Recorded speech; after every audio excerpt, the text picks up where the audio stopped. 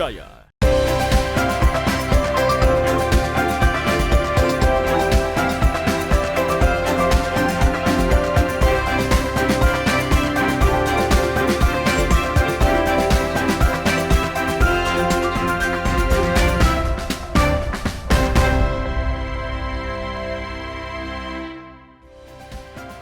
Selamat pagi saudara, apa kabar Anda di pagi hari ini? Sapa Nusantara hadir kembali menemani Anda. Kita akan melangsungkan perbincangan menarik di pagi hari ini bersama saya, Hendra Bakti. Saudara, penanganan banjir tidak hanya soal hujan deras, tetapi juga bagaimana sistem saluran drainase kota bekerja mengalirkan air secara optimal. Setiap musim hujan, persoalan drainase memang kerap menjadi perhatian. Pertanyaannya, sejauh mana sistem drainase Kota Makassar mampu mengantisipasi banjir dan bagaimana penanganan sedimentasi dan sampah pada saluran drainase. Hal ini akan kita bahas bersama Bapak Lukmanul Hakim yang merupakan Kepala Bidang Drainase dari Dinas Pekerjaan Umum Kota Makassar. Selamat pagi Pak Lukman. Selamat pagi Pak. Apa kabar Pak? Ya, Alhamdulillah sehat-sehat Pak. Terima kasih di tengah kesibukan turun langsung untuk mengeruk sedimentasi di drainase Kota Makassar, Anda masih sempatkan hadir di tempat ini. Baik, pertanyaan pertama, bagaimana gambaran drainase, saluran drainase yang ada di Kota Makassar? Mungkin Anda bisa jabarkan saat ini. Iya, jadi kalau kita melihat kondisi saluran drainase di Kota Makassar, memang membutuhkan penanganan yang serius. Karena kondisi sedimentasi memang membutuhkan pengerukan, belum lagi kondisi saluran yang membutuhkan rehab. Nah ini tentu membutuhkan penanganan-penanganan yang secara teknis perlu dilakukan oleh Dinas PU. Nah selain itu terdapat beberapa hal yang perlu juga dipahami masyarakat bahwa saluran drainase itu adalah saluran yang digunakan untuk mengalirkan air. Betul. Nah, sementara seringkali kita temukan di dalam saluran itu banyak sampah yang sebagian orang menggunakan justru untuk membuang sampah. Iya, betul. Nah, selain sampah juga ada penempatan kabel-kabel yang digunakan ditempatkan di saluran drainase. Tentu ketika ada sampah tentu akan menghambat aliran air. Ya, itu. Tapi mengapa bisa sampai ada kabel-kabel yang ditempatkan di saluran drainase ini? Ini kan melanggar mungkin ya, aturannya seperti apa sih soal seperti ini? Ya, sebenarnya terkait kabel-kabel yang ditempatkan di saluran drainase itu sudah bertahun-tahun sebelumnya. Nah ini memang terkadang ketika kami melakukan pengerukan, kami menemukan, terus kami telusuri siapa pemiliknya, banyak yang tidak mengakui bahwa mereka yang memiliki. Nah ini kendala kami sebenarnya di lapangan, termasuk di Jalan APP Tarani kemarin, di situ memang terdapat kabel-kabel optik dan berbagai macam kabel yang tentu mengganggu aliran air. Ya. Sebenarnya keberadaan kabel ini melanggar atau seperti apa aturannya? Kalau dari segi aturan, bukannya pemilik dari jaringan kabel ini seharusnya menciptakan saluran baru begitu? Iya. Atau seperti apa? Ya, inilah yang coba kita tata kembali bagaimana menempatkan kabel-kabel itu di saluran tertentu. Jadi sebaiknya memang kabel-kabel itu tidak boleh ditempatkan di dalam saluran drainase. Iya. Jadi memang program Bapak Wali Kota akan membuat yang akan membuat jalur khusus untuk kabel-kabel termasuk jalur perpipaan. Ini kita coba tahun ini semoga bisa berjalan lancar, akan dibuat akses seperti itu. Baik, sehingga nantinya akan tampak seperti di luar negeri ya. Kabel-kabel tidak lagi bergelantungan di atas kita, tapi semuanya melalui di dalam tanah begitu ya. Baik, tapi tentunya dibutuhkan saluran khusus, bukan drainase, karena ini akan menambah tidak optimal begitu ya fungsinya sebagai drainase. Yang keberadaan kabel-kabel di saluran drainase ini tuh ditemukan di jalan mana saja, Pak? Selain di Jalan APP Tarani, juga di Jalan Andi Jema yang banyak sekali. Kemarin sampai ada gulungan kabel yang kami dapatkan di Jalan Dandi Jemaah itu. Dan ini kami sempat perlihatkan kepada tim ahli Bapak Wali Kota. Baik. Dan beliau langsung menyampaikan ke Pak Wali, dan kita berharap pemilik dari kabel-kabel itu bisa memiliki kesadaran untuk mengatur atau menata kembali penempatannya. Jadi bertambah lagi nih tantangannya ya, bukan hanya masalah sampah dan sedimentasi yang dihadapi, tapi juga keberadaan kabel-kabel yang mengganggu fungsi optimal dari drainase ini, begitu. Baik, dari pengamatan Anda, Pak Kabid, di ruas jalan mana saja di Kota Makassar ini yang sejauh ini sudah ditangani masalah drainase oleh Dinas PU Makassar? Sebenarnya untuk ruas-ruasnya di beberapa kecamatan, hampir seluruh kecamatan sudah kami masuki, tetapi kan jumlah Satgas kami kan terbatas. Dari panjang total saluran drainase itu ada 3.850 km, sementara di tahun 2024 itu kami hanya bisa menjangkau 111 km. Iya. Jadi masih cukup banyak ya, yang belum teratasi, yang disanggupi begitu. Iya, betul. Apa kendala sehingga tidak menyanggupi dari sekian banyak saluran drainase, hanya sebagian saja mungkin yang ditangani begitu? Iya, sebenarnya kendala kami karena keterbatasan jumlah Satgas sebenarnya. Karena terus terang kemarin tahun 2023 itu jumlah Satgas kita kurang lebih 400. Sementara sekarang itu tersisa 187. Nah, ini memang membutuhkan penambahan Satgas karena sangat dibutuhkan begitu ya. Bukan lagi dibutuhkan, tapi sangat dibutuhkan karena hanya 180 Satgas saja. Sementara area yang menjadi penanganannya itu sangat luas begitu ya. Sebenarnya yang masuk dalam wilayah kerja dari Kabid Drainase PU ini yang kategori drainase mana saja, Pak? Apakah di jalanan besar masuk ke lorong-lorong atau seperti apa sih sebenarnya, Pak? Iya, sebenarnya untuk penanggulangan genangan memang kita tidak bisa lepas dari persoalan kewenangan. Karena di Kota Makassar ini sendiri ada 3 pemerintah yang terlibat. Yaitu pemerintah pusat, pemerintah provinsi, dan pemerintah kota sendiri.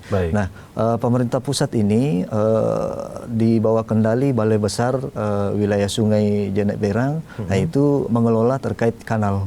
Nah, di Makassar ini kan ada 3 kanal, Kanal Jungaya, Kanal Panampu, dengan Kanal Sindrejala. Nah, ini yang mereka kelola termasuk sungai-sungai yang ada di Kota Makassar. Ini pusat ya? Iya. Untuk pemerintah provinsi bagiannya mana? Pemerintah provinsi itu mengelola saluran yang berada di jalan provinsi, misalnya di Jalan Dantasning, di Jalan Poros Antang. Nah, itu kewenangan dari pemerintah provinsi. Nah, selain itu menjadi kewenangan pemerintah kota. Selain itu menjadi kewenangan pemerintah kota. Berarti selain kanal, selain jalan drainase di samping jalan-jalan provinsi, itu adalah kewenangan kota, termasuk jalan-jalan kecil, lorong-lorong, itu semua kewenangan. Iya, ada satu lagi yang menjadi kewenangan pemerintah pusat, yaitu di jalan nasional.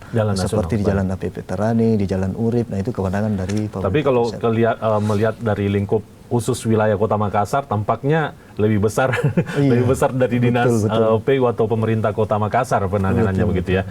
Nanti kita lanjutkan lagi sejauh apa potensi banjir yang kita hadapi, mengingat musim penghujan, curah hujan juga sudah cukup besar di Kota Makassar, dan langkah antisipasi apa saja yang dilakukan. Kita bahas setelah jeda berikut. Tetaplah bersama kami di Sapa Nusantara.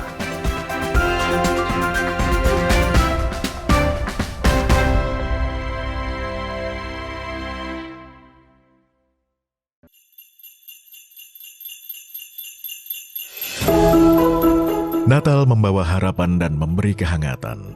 Berkat Natal kiranya dapat menyelamatkan keluarga dan mengeratkan persaudaraan. Di momen penuh sukacita ini, Kompas Gramedia menebar kasih lewat karya yang mencerahkan. Salam sejahtera untuk kita semua.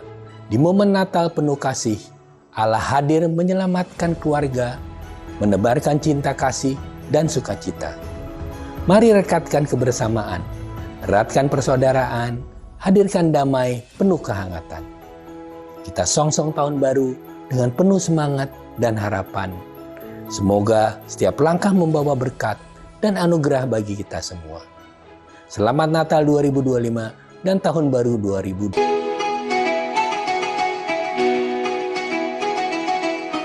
Mari sambut Hari Yang Fitri dengan hati penuh kemenangan, menjalin silaturahmi, menguatkan persaudaraan dalam kebersamaan. Kompas Gramedia berkomitmen menyajikan karya terbaik sebagai inspirasi untuk semua. Assalamualaikum warahmatullahi wabarakatuh. Seusai menunaikan ibadah puasa selama bulan suci Ramadan, tiba saatnya bersukacita menyambut hari kemenangan. Mari berbagi kebahagiaan, merayakan kebersamaan, saling bermaafan, eratkan persaudaraan. Selamat Hari Raya Idul Fitri 1446 Hijriah. Minal aizin wal faizin, mohon maaf lahir dan batin. Wassalamualaikum warahmatullahi wabarakatuh.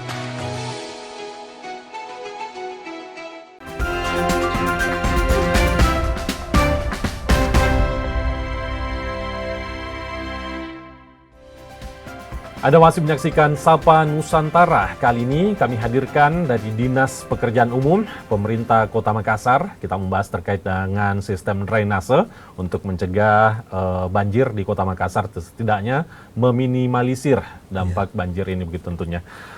Kita masih bersama dengan Kepala Bidang Drainase Dinas PU Kota Makassar, Bapak Lukman. Pak Lukman, sejauh ini Anda setiap hari kabarnya bersama dengan Satgas sejauh ini terus melakukan pengerukan begitu di wilayah-wilayah tertentu. Kalau kita berbicara tentang sistem drainase, adakah konsep besar dari sistem drainase dari Kota Makassar ini, Pak?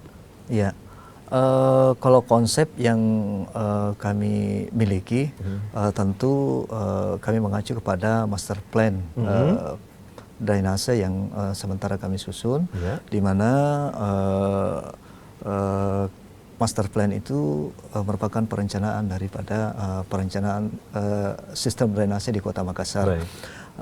Di konsep yang diajukan di situ adalah bagaimana mengalirkan air sebenarnya dari saluran besar ke laut. Dan kita kata bersama bahwa tadi sudah saya sampaikan, kita di Kota Makassar ini harus membangun kolaborasi dengan lintas stakeholder, baik itu pemerintah pusat maupun pemerintah provinsi, termasuk juga dengan masyarakat. Nah, ini kita coba membangun kolaborasi bersama, seperti misalnya Balai Besar Wilayah Sungai Pompengan Jeneberang. Kami rutin melakukan kolaborasi terkait dengan penataan kanal. Kami sudah melakukan pengerukan kanal dengan melibatkan juga pemerintah kecamatan, pemerintah kelurahan. Kami berkolaborasi untuk melakukan pembersihan di sepanjang jalan inspeksi kanal.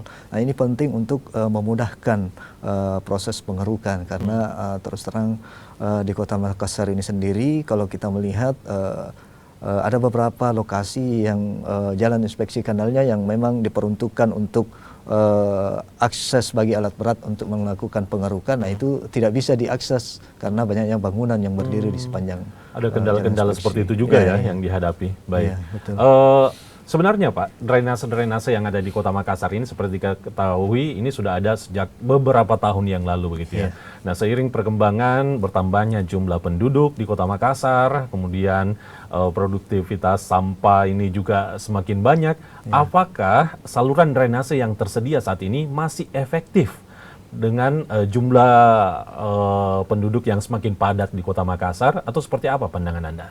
Iya, memang kalau kita melihat semakin kencangnya lajunya dari pembangunan di Kota Makassar yang mengakibatkan adanya perubahan lahan, perubahan fungsi lahan, dan ini tentu akan menutup aliran air yang harusnya langsung ke dalam tanah. Nah, ini menutup ruang untuk air tersebut, dan ini mengharuskan kami di Dinas PU untuk memikirkan kira-kira apakah daya tampung dari saluran ini masih layak atau tidak, dan ini kami sudah bahkan sekarang juga kami sementara melakukan kajian termasuk dimensi-dimensi saluran yang ada di Kota Makassar, dan kami memang melihat perlunya dilakukan pelebaran di beberapa lokasi. Baik. Termasuk upaya pembangunan sumur-sumur resapan untuk mengalirkan air langsung ke dalam tanah,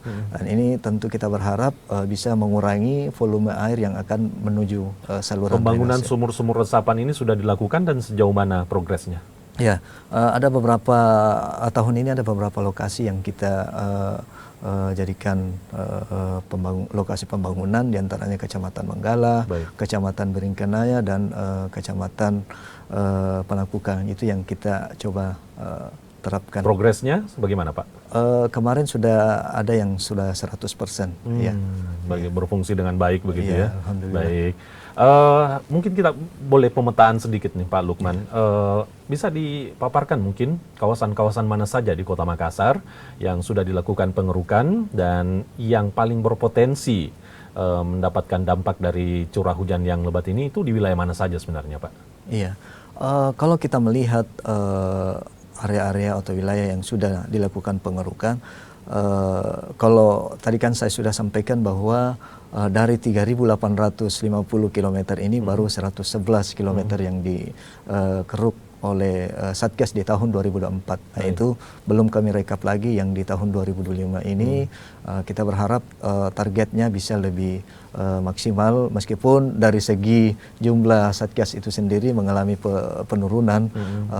Tapi kalau kita melihat sistem yang kita gunakan, di mana kita merubah pola, di mana tahun-tahun sebelumnya kita memasang di masing-masing kecamatan itu ada satu kelompok yang mengelola. Tetapi tahun ini karena keterbatasan Satgas, maka kita langsung mengumpulkan di satu kecamatan untuk periode tertentu hingga persoalan di lokasi itu bisa tuntas. Seperti misalnya di Kecamatan Panakukang, kita pernah melakukan pengerukan di Jalan AP Petarani, di Jalan Nandi Jema, di Jalan Rapucini. Nah, itu kita semua dari seluruh Satgas yang ada di Kota Makassar kita fokuskan di situ untuk menuntaskan persoalan di lokasi tersebut.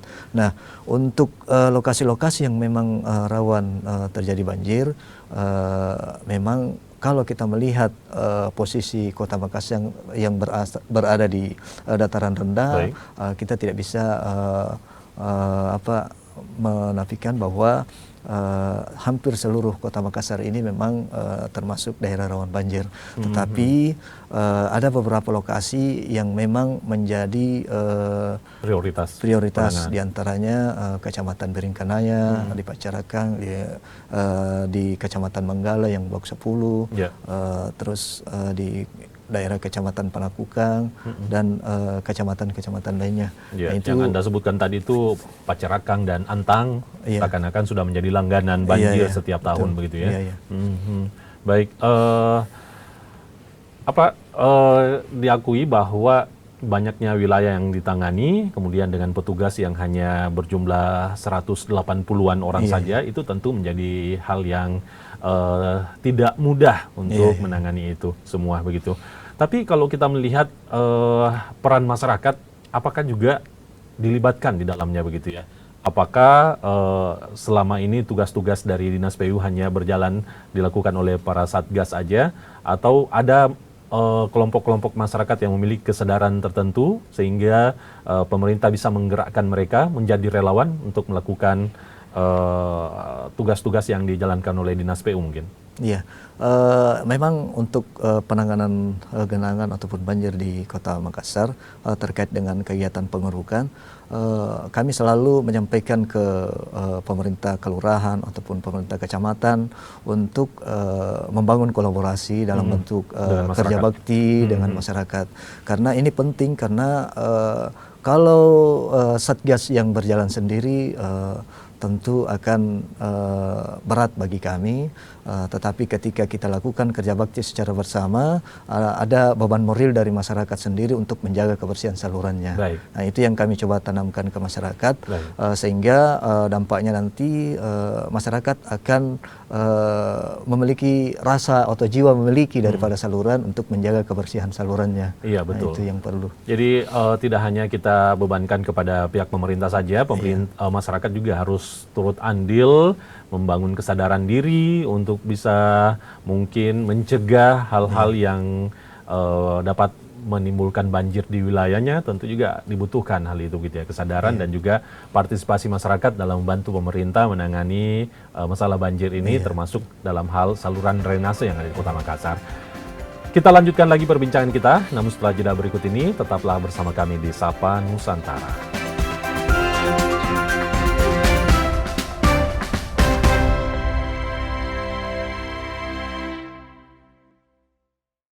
Independen, terpercaya.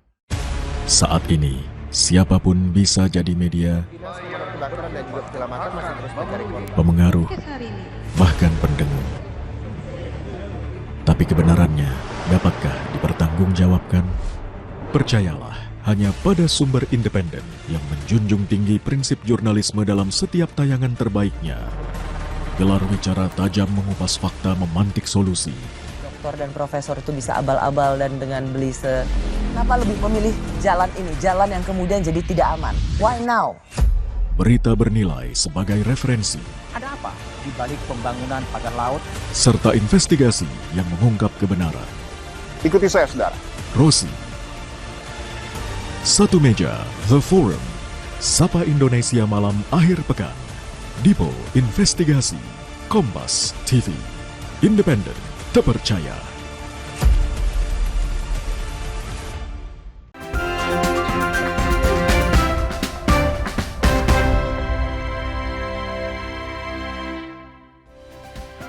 Paru terakhir dalam Sapa Nusantara, sistem drainase di Kota Makassar dan penanganan potensi banjir. Kita masih bahas hal itu, masih bersama dengan Kepala Bidang Drainase dari Dinas PU atau Pekerjaan Umum Kota Makassar. Kita lanjutkan lagi, Pak Lukman. Saat ini kabarnya pihak Dinas PU memiliki pusat aduan, artinya ketika masyarakat menemukan drainase yang tersumbat sampah ataukah terjadi sedimentasi pada drainase, itu bisa melaporkan kepada Dinas PU dan kabarnya 1 kali 24 jam aduan itu bisa bisa dikerjakan begitu, bisa dilakukan penanganan. Betul seperti itu, Pak Lukman? Iya. Terkait pengaduan sebenarnya bukan dari Dinas PU, Pak, yang mengelola, tetapi itu adalah aplikasi yang dibangun oleh pemerintah Kota Makassar. Nah, itu jadi ini umum ya, dari semua dinas ya bisa semua mengadu ke situ. Apa namanya, Pak? Aplikasi Lontara namanya, Lontara Plus, dan ini memang aplikasi yang di-launching oleh Bapak Wali Kota yang baru-baru mendapatkan penghargaan dari pemerintah pusat. Dan termasuk layanan-layanan pengaduan pengerukan, nah itu bisa disampaikan di situ. Jadi ketika masyarakat menemukan ataukah di depan rumahnya sendiri saluran drainasenya mungkin sedimentasinya tinggi ataupun sampah banyak, itu bisa dilaporkan, diadukan begitu, Pak? Iya, bisa. Bagaimana kemudian laporan itu bisa ditindaklanjuti? Iya, untuk laporan pengaduan itu kan di bawah kendali dari Dinas Infokom. Nah itu tentu Dinas Infokom tentu menyaring kira-kira OPD mana yang akan menindaklanjuti. Nanti setelah kami mendapat perintah ataupun kiriman informasi terkait pengaduan tersebut dari Infokom, baru kami lakukan survei lokasi, kira-kira angka apa yang akan dilakukan, apakah hanya pengerukan atau kegiatan pemeliharaan fisik yang perlu dilakukan di lokasi tersebut. Sejauh ini bentuk aduan yang masuk itu apa saja sebenarnya, Pak?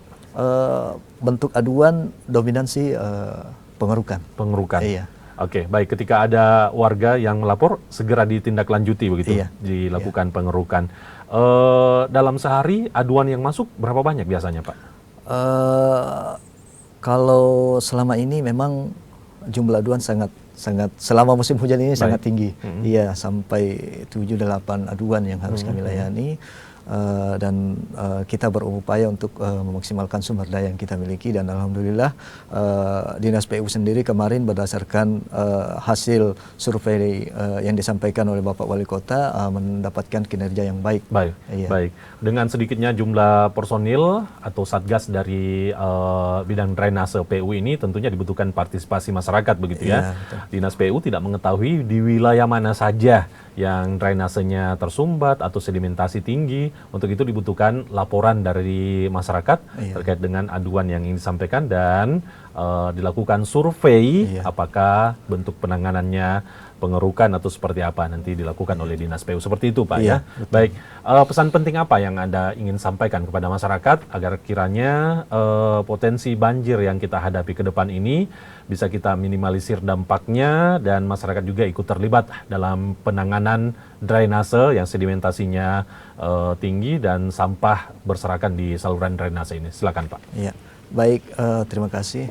Untuk pemirsa Kompas TV, kami dari Dinas PU menyampaikan bahwa saat ini kita sedang memasuki musim hujan. Nah, tantangan kita ke depan bagaimana menjaga agar saluran kita bisa mengalirkan air dengan baik. Nah, salah satu kendala yang kami dapati tentu banyaknya sampah. Nah, oleh karena itu melalui momen ini kami mengharapkan seluruh masyarakat untuk menjaga kebersihan lingkungan, untuk tidak membuang sampah pada saluran sehingga terjadinya genangan bisa kita minimalisir. Dan kepada seluruh Satgas Dinas PU yang berada di lapangan, selamat bekerja, tetap semangat, dan tetap layani masyarakat untuk Makassar Mulia. Sebenarnya pengerukan sedimentasi di saluran drainase itu dilakukan ada jadwal-jadwal tertentukah dari Dinas PU atau seperti apa sebenarnya Pak? Ataukah setiap hari sepanjang hari itu dalam setahun itu dilakukan atau seperti apa? Karena ada sebagian masyarakat yang kemudian memunculkan kalimat bahwa wah ini masuk musim hujan baru dikeruk dan lain-lain seperti itu. Menanggapi ini bagaimana Pak? Oh ya, sebenarnya setiap hari kami lakukan pengerukan dan itu bisa kita lihat di media sosial Dinas PU. Di situ tergambar bagaimana kinerja dari Satgas Drainase yang setiap hari turun ke lapangan, setiap hari melakukan pengerukan, setiap hari baik secara manual ataupun menggunakan alat berat. Nah itu kita maksimalkan seluruh sumber daya yang kita miliki untuk meminimalisir terjadinya genangan di Kota Makassar. Jika tadi disampaikan salah satu tantangannya adalah terbatasnya personil atau Satgas Drainase ini begitu. Apa solusinya Pak? Apakah akan ada penambahan Satgas untuk kemudian bisa mencakup daerah yang sangat luas di wilayah Kota Makassar ini dalam penanganan dari Kabid Drainase ini? Seperti apa Pak? Iya. Kedepannya kami tentu berharap ada penambahan Satgas, tetapi tetap kami maksimalkan yang ada, dan kami tentu di saat melakukan survei terkait pengaduan, ketika lokasi yang membutuhkan pengerukan itu bisa digunakan dengan alat berat, maka tentu kami akan menggunakan alat berat. Dan ini tentu lebih cepat dalam penyelesaian. Cuma itu lagi tadi kendalanya ketika di saluran terdapat pipa-pipa ataupun kabel-kabel. Nah itu yang tentu mengganggu pada saat menggunakan alat berat itu. Bagaimana sebenarnya indikator keberhasilan dari sistem drainase sebuah kota itu seperti apa sebenarnya Pak? Indikator keberhasilan sebuah drainase tentu ketika tidak terjadi genangan, ya, atau paling tidak genangan yang ketika turun hujan itu bisa berjalan atau tidak membutuhkan waktu yang lama untuk terurai kembali. Kita harap Kota Makassar bisa mengarah ke sana. Ya, amin. Baik. Jadi seperti itu kita tentu mengapresiasi kerja-kerja dari Dinas PU khususnya dari bidang drainase ini terkait dengan penanganan potensi banjir. Drainase sudah dikeruk, tentu juga membutuhkan aduan dari masyarakat wilayah mana saja yang belum dijangkau, karena tentu ini informasi itu penting untuk didapatkan oleh dari Dinas PU begitu. Baik, kita berharap ke depannya mudah-mudahan penanganan banjir ini bisa maksimal dan fungsi saluran drainase juga bisa berjalan dengan optimal. Partisipasi masyarakat juga diharapkan untuk bisa terlibat dalam menangani potensi banjir di Kota Makassar. Terima kasih Bapak Kepala Bidang Drainase Dinas Pekerjaan Umum Kota Makassar, Bapak Lukmanul Hakim. Mirip dengan namanya mantan Menteri Agama, Pak, ya. Lukman Hakim. Baik, terima kasih, Pak, atas kehadirannya di studio Kompas TV. Saya Hendra Bakti, menutup Sapa Nusantara sampai di sini. Sampai jumpa.